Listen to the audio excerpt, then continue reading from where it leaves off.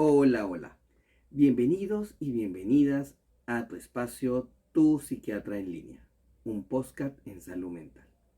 Soy Jan Ronald Aguirre de Dios, soy médico psiquiatra y desde Lima, Perú, hoy tenemos un podcast que me han pedido muchísimo por las redes sociales.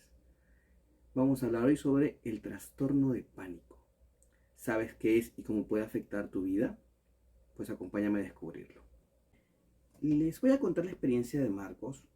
Marcos es un enfermero de 28 años de edad que acude a mi consultorio y me comenta que ya en 4 ocasiones ha tenido que llegar a la emergencia a un hospital porque se ha sentido de manera súbita una sensación de miedo intenso, muy paralizante, inmediatamente dificultad para respirar, sensación que no puede coger aire, se ahoga, no sabe lo que le pasa, se siente mareado, ve estrellitas, su corazón empieza a latir muy fuerte y tiene una sensación de muerte.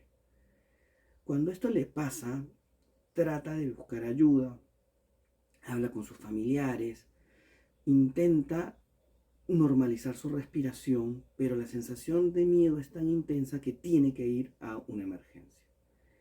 En todas las veces que ha ido a la emergencia, las primeras 2 veces, digamos, fue tratado de manera muy proactiva. Me dice de que como es enfermero, el personal que lo atendió pudo ayudar, le hicieron un electrocardiograma, le hicieron una rayos X, le hicieron exámenes de sangre y le dijeron pues que no tenía nada. Al escuchar esta respuesta y una vez que haya pasado esta crisis, él decía pues bueno, sí, quizás no tengo nada, quizás exageré lo que tengo. Pero después de la tercera vez decía, no, no puede ser que no tenga nada, porque esto no puede venir de la nada, porque realmente yo me siento mal, siento que me voy a desvanecer, siento que voy a perder el control. Y estaba pensando incluso que estaba perdiendo la cordura. No fue sino hasta la última, donde el médico de turno le dijo, tú estás padeciendo de un trastorno de pánico, te aconsejo que vayas a psiquiatría. Me dijo que lo pensó muchísimo e incluso tuvo un episodio más donde dijo, bueno, yo no puedo vivir así y voy a buscar ayuda con el psiquiatra. Lo primero que él pensó cuando le dijeron la palabra psiquiatra es que él no estaba loco. Y dijo, pero ¿por qué yo voy a ir al psiquiatra si no estoy loco? Esto debe ser otra cosa. Pero como ya le habían hecho múltiples exámenes y fue al internista, el internista también le explicó que esto se debía a un cuadro de ansiedad. Entonces, ya después de escuchar toda esta información y del último ataque, decidió verme en la consulta. Es importante precisar que la historia de Marcos le puede pasar a muchas personas y a veces la búsqueda de ayuda en este caso fue rápida. No estamos hablando de un mes de evolución del cuadro, pero conozco casos desde la experiencia que pueden haber pasado hasta 2 años para buscar la ayuda adecuada, ya sea por la negación del diagnóstico, la negación de ir al especialista adecuado o en su defecto porque no fueron derivados a tiempo. Entonces es muy importante entender que los trastornos de pánico son patologías reales, que la persona lo vive de una manera desproporcionada quizá al estímulo que pueda estar recibiendo o sin estímulo y que son altamente incapacitantes. Hay que hacer una diferenciación muy importante entre lo que es un ataque de pánico y un trastorno de pánico. Si bien para que exista un trastorno de pánico tienen que haber ataques de pánico previos, los ataques de pánico no necesariamente te van a llevar a un trastorno de pánico. El ataque de pánico es un cuadro o episodio caracterizado por una sensación de miedo intenso que viene acompañado de al menos 4 de los siguientes síntomas: dificultad para respirar, sensación de ahogo o atragantamiento, palpitaciones, hormigueo en las manos y pies, sensación de desvanecimiento, oleadas de frío y de calor, náuseas o malestares gastrointestinales, sensación de perder el control o volverse loco, y en algunos casos mucho más graves, sensación de despersonalización y desrealización. Eso es un ataque de pánico, que generalmente dura entre 10 a 15 minutos. Si este ataque de pánico que lo puede padecer cualquier persona, ¿no? En situaciones de estrés intenso, se van a ir dando a repetición más de 2 veces en un periodo de un mes, y que aparte se sume la sensación de miedo al miedo o miedo a que se vuelva a repetir este episodio, y que tengamos acompañados conductas de evitación. O sea, por ejemplo, si esto me dio en mi casa o me dio camino al supermercado o en la calle, tiendo a evitar los lugares donde me ha pasado, ¿no? Y esto o las situaciones que puedan desencadenar este tipo de episodios. Entonces ya, si cumplimos con los criterios de que va más de un mes, más de 2 episodios, empiezo a evitar situaciones y tengo miedo al miedo, estamos hablando de un trastorno de pánico. ¿Qué es lo característico de todo esto, no? De que mucha gente a veces le ha dado ataques de pánico, ¿no? Sin llegar a cumplir los criterios para un trastorno de pánico, le ha dado 2 o 3 ocasiones en un periodo de tiempo quizá un poquito más largo, y dicen, bueno, yo me curé de un trastorno de pánico. No, y hay que tener bien claro eso. Si bien mucho de esta sintomatología se autolimita, ¿no? Como los ataques de pánico, cuando ya se instaura un trastorno de pánico, esto se hace mucho más frecuente en intensidad y en la severidad de los síntomas. Y sí amerita un abordaje médico y psicoterapéutico. Entre las características generales del trastorno de pánico, tenemos datos muy importantes y no hay que tomarlos a la ligera. ¿Sabía usted que 1 de cada 10 personas va a padecer un trastorno de pánico durante su vida? Que alrededor de 300 millones de personas, según cifras de la Organización Mundial para la Salud, sufren de trastorno de pánico. El trastorno de pánico se clasifica dentro de los trastornos de ansiedad y afecta el 75% de los casos a las mujeres que a los varones. Sabemos que hay una prevalencia entre 3 al 4% a nivel mundial, que frecuentemente lleva errores diagnósticos debido pues a que no hay una correcta derivación o identificación del cuadro clínico para derivarlo a los especialistas. Por lo tanto, estas personas demandan muchas veces servicios de salud y errores diagnósticos y en errores en el tratamiento. Entonces es muy importante que nosotros tengamos en cuenta que los trastornos de ansiedad no son tan infrecuentes como pensamos. Realmente esto es algo que va a tener 1 de cada 10 personas. Por lo tanto, es importante, si bien el punto del podcast no es hacer autodiagnóstico, pero sí a reconocer algunos síntomas y buscar la ayuda adecuada.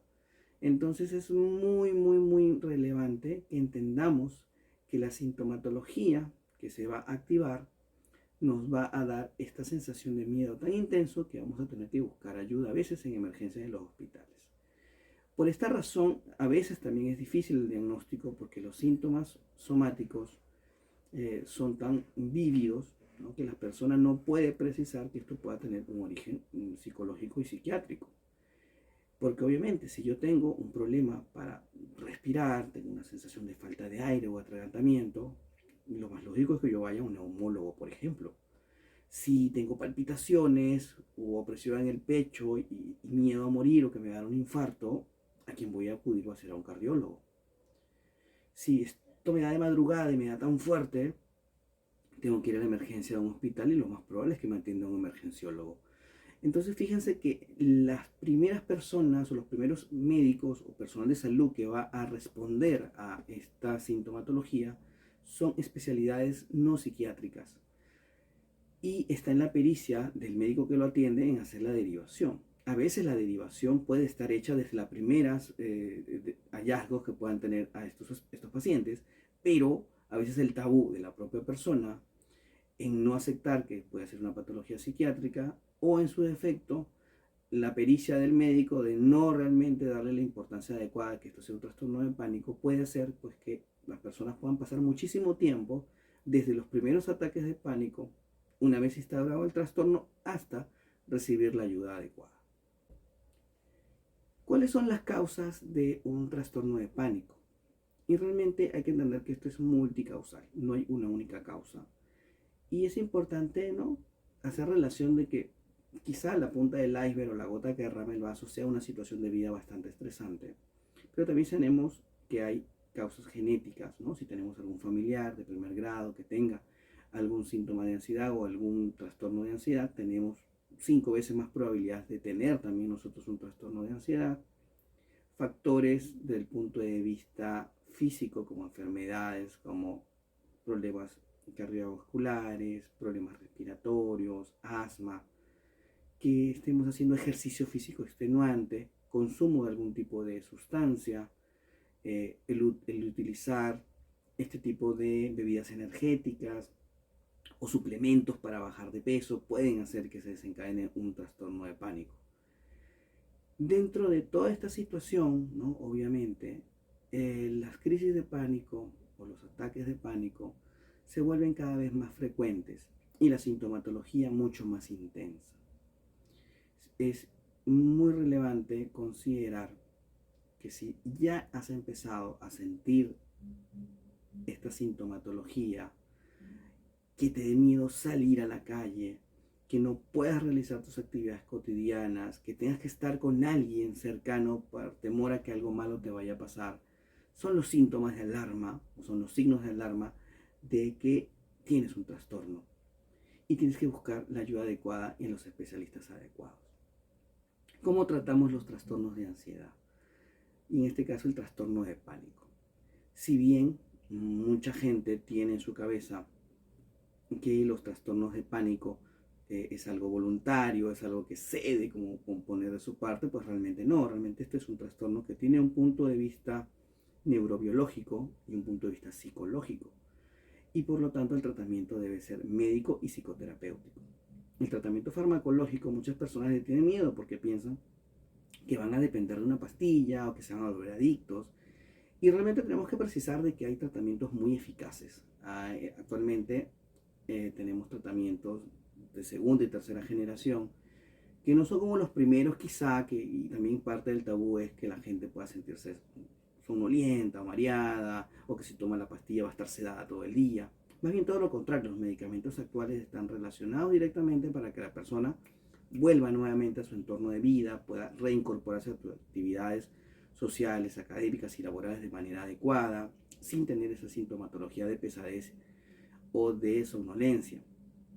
Muchas personas también pueden pensar de que van a volverse adictas o dependientes, y realmente aquí hay que entender de que hay un desequilibrio neuroquímico, porque se va a activar una cascada de factores neuroendocrinos y se va a activar el sistema simpático y parasimpático o el sistema autonómico de nuestro cuerpo, por lo cual nos da esta sintomatología física.